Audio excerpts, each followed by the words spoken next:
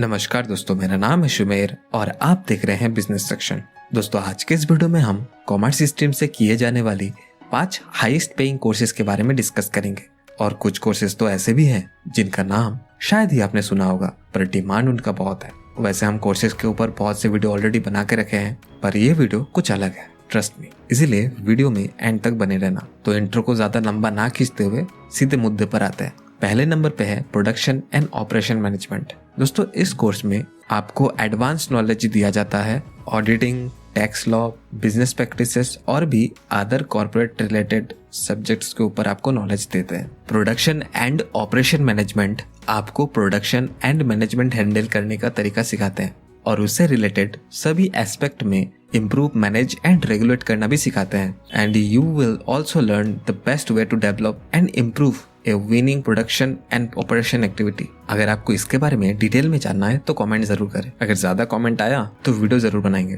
Production and operation management के field में जाने के लिए एलिजिबिलिटी क्या होती है देख लेते हैं। आपको किसी भी रिकॉग्नाइज्ड यूनिवर्सिटी या बोर्ड से 10+2 कंप्लीट करना है विद 50% मार्क्स। ये तो रही मार्क्स के बारे में। Production and operation management programme में एडमिशन लेने के लिए 3 स्टेजेस से गुजरना पड़ता है। पहला एंट्रेंस, फिर ग्रुप डिस्कशन एंड इंटरव्यू, और किसी किसी इंस्टीट्यूट में उनका अलग अलग एडमिशन प्रोसेस होती है, वो वहां से आपको पता करना पड़ेगा। कुछ फेमस एंट्रेंस एग्जाम है प्रोडक्शन एंड ऑपरेशन मैनेजमेंट में एडमिशन के लिए: CAT, MAT, XAT, CMAT, SNAP etcetera वगैरह वगैरह। कुछ पॉपुलर कॉलेज की बात करूँ तो ITM Navi Mumbai, Singhania university, NIMS university Jaipur, UPRT वगैरह वगैरह। अब सैलरी की बात कर लेते हैं। एवरेज सैलरी सबका 14 लाख से स्टार्ट होती है पर एनम। 2023 की प्लेसमेंट के डेटा के हिसाब से 35 लाख तक गया था हाईएस्ट सैलरी।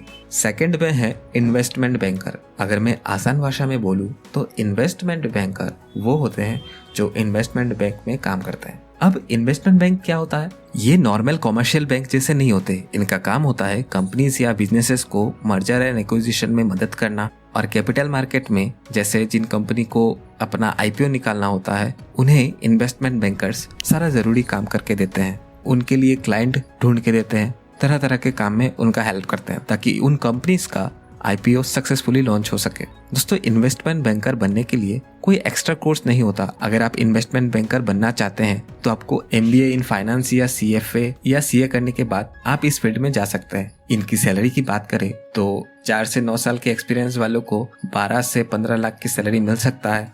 10 या 20 साल की एक्सपीरियंस होने पर आपको 40 लाख की सैलरी भी ऑफर हो जाती है। अगर आपको इन्वेस्टमेंट बैंकर के बारे में ज्यादा जानकारी चाहिए तो हमारे चैनल पे ऑलरेडी वीडियो पड़ी है, डिस्क्रिप्शन में आपको लिंक दे दूंगा, वहां से आप विजिट करके चेक कर सकते हैं। थर्ड में एक्चुअल साइंस। दोस्तों, अगर आप मैथ्स में बहुत ज्यादा अच्छे हैं, अगर आपको मैथ्स को देखने के बाद ऐसा फील होता है जैसे मानो ये मेरे लिए ही बना हो, तो ये कोर्स आपके लिए है। बेसिकली एक्चुअल साइंस वो होते हैं जो पॉलिसीज होती है ना, उनकी प्रीमियम कितनी रखनी चाहिए वो सब डिसाइड करते हैं। कितनी कॉम्पनसेशन रिलीज करनी है, कितनी कंपनीज को फंड मैनेज करना है, इन सारी बातों का ध्यान एक्चुअल साइंटिस्ट रखते हैं। क्योंकि एक्चुअली बनने के लिए आपके मैथमेटिक्स, स्टैटिस्टिक्स बहुत ही स्ट्रॉन्ग होना होता है। इसीलिए आपको शुरू से ही मैथमेटिक्स और स्टैटिस्टिक्स में अच्छा होना होता है। अब आप सोच रहे होंगे एक्चुअली होते कौन है और ये काम क्या करते हैं? दोस्तों, एक्चुअली एक बिजनेस प्रोफेशनल्स होते हैं जिनके पास एडवांस मैथमेटिकल, स्टैटिस्टिकल, फाइनेंशियल और कम्युनिकेशन स्किल होता है, और ये मैनेज करते हैं कंपनीज के रिस्क और अनसर्टेनिटी को और उसके साथ डील करते हैं। दोस्तों, एक्चुअली बनने के लिए आपको 12th में mathematics, statistics, English as a compulsory subject होना चाहिए विद 50% मार्क्स। उसके बाद आपको एसेट एंट्रेंस एग्जाम देना होता है जिसे IAI institute of actuaries of India conduct करवाती है। ये एग्जाम साल में 2 बार होती है, जून एंड दिसंबर। उसके बाद आपको 4 स्टेज क्लियर करना होता है। उसके बाद आप IAI के फेलो मेंबर बन जाते हैं, जिसके फर्स्ट स्टेज को कोर प्रिंसिपल कहा जाता है, जहां आपको 7 पेपर देना होता है। सेकेंड स्टेज को कोर प्रैक्टिस कहा जाता है और यहाँ आपको 3 पेपर देना होता है। ये दोनों स्टेज पास करने के बाद आप एसोसिएट मेंबर ऑफ IAI बन जाते हैं। थर्ड स्टेज को स्पेशलाइज्ड प्रिंसिपल कहा जाता है। इस स्टेज में आपको 7 पेपर में से कोई भी 2 पेपर अपने चॉइस से कर सकते हैं और फोर्थ स्टेज पे 5 पेपर में से 1 पेपर पास करना होता है। इस स्टेज को स्पेशलाइज्ड एडवांस कहा जाता है। उसके बाद ही आप IAI के फेलो मेंबर कहलाते हैं। आप सैलरी की बात करूं तो एक्चुअली बनने के बाद आपको स्टार्टिंग सैलरी 10 से 15 लाख ईयरली मिलता है और एक्सपीरियंस होने के बाद सैलरी 1 से 2 करोड़ तक मिलती है और इतनी सैलरी मिले भी क्यों ना, क्योंकि एक्चुअल साइंटिस्ट की डिमांड बहुत ज्यादा होती है और पास करना भी टफ होता है और कईयों ने तो इसका नाम भी नहीं सुना होता है, इसीलिए बहुत ही ज्यादा डिमांड है इस कोर्स की।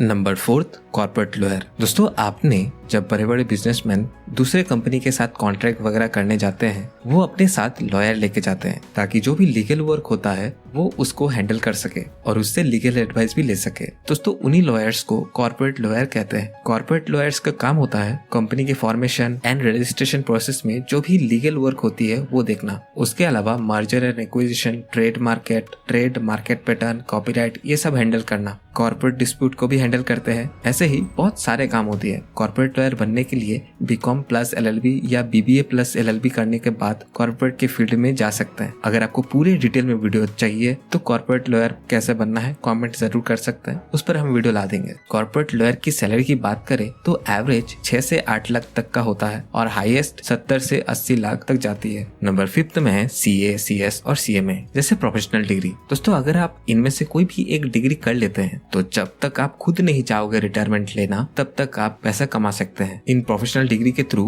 आप कंपनी के की मैनेजरियल पर्सन से लेकर CEO, GM, मैनेजर जैसे पोस्ट में आसानी से जा सकते हैं। और CA, CMA, CS कैसे बने, उनकी सैलरी कितनी होती है, इन सब के ऊपर हमने बहुत सारे वीडियो बना के रखी है। चैनल पे पढ़िए, आप जाके देखो उन्हें और कैसे करना है वो सीखो और लग जाओ। दोस्तों, आई होप इस वीडियो से आपको कुछ जानकारी मिली होगी। अगर वीडियो अच्छी लगी हो तो अपने दोस्तों के साथ शेयर करें। वीडियो को लाइक और चैनल को सब्सक्राइब करके आप हमें रिवॉर्ड दे सकते हैं। धन्यवाद।